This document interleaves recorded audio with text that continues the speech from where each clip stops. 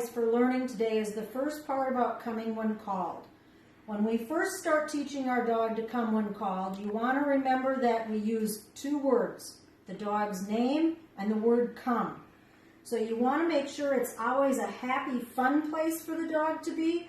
So therefore, no scolding if the dog chooses not to come to you when they're off leash. If they're on leash and you call them to come and they don't, you can reel them in to you. So the first step of teaching your dog to come to you is by doing what's called a come for. All right, so a come for looks like this. Come on, Gordy. Good boy. You're walking along. Let the leash get out in front of you a little bit. You can use the treat to get out in front of you a little bit.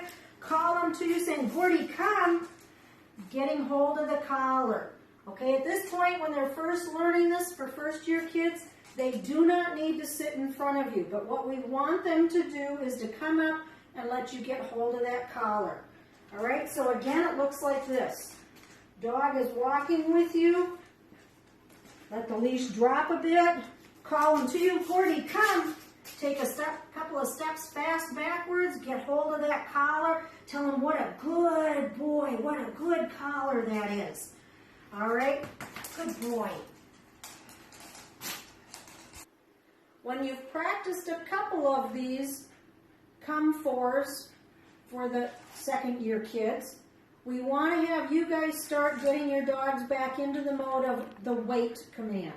And remember, the wait command is with your hands straight out, going across this way with your dog so that they see it going across. It's not the stay command, it's the wait, because that way your dog learns that something else is going to come.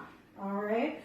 So, stay means stay forever. Wait means something else is going to happen. Wait. Gordy, come.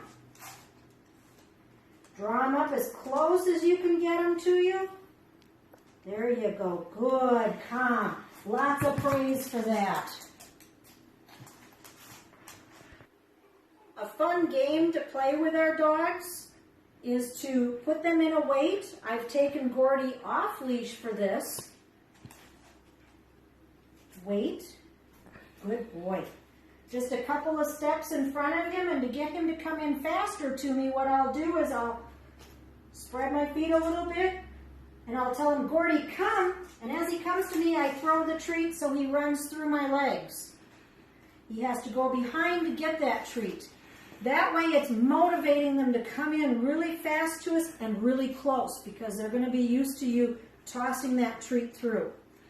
All right, so practice that at home this week, and I want to be able to see videos of how things are going with you guys during this next week here. Don't forget, between all of your exercises, every once in a while, throw in that ready command where the dog looks up at you. Good, ready. Good. Give them that reward. Good, ready. Change position. Good, ready. If they're out of alignment with you and you're starting to work with them in line with your knee, get them back in there. Good, ready. Good boy. Yes. Good boy. Yes. What a good boy. Lots of praise. Keep them happy working. Yes, yes, yes. There we go. There we go. Good boy. Good boy. Yes. Remember, our automatic halts mean that we do not say sit to the dog. We lure them into that sit position, and that way we can say it was automatic on the dog's part for when we stop walking. Okay, the last thing I want to talk to you guys about this week here is, remember, Easter is coming up. So when Easter's coming up, that means there's a lot of candy around. We want to make sure our dogs do not get into that candy, especially the chocolate, because it can make them extremely ill to where you have to take them into the vet's office, and they may need shots, they may need to have their stomach pumped. You want to make sure we keep that candy out of their reach.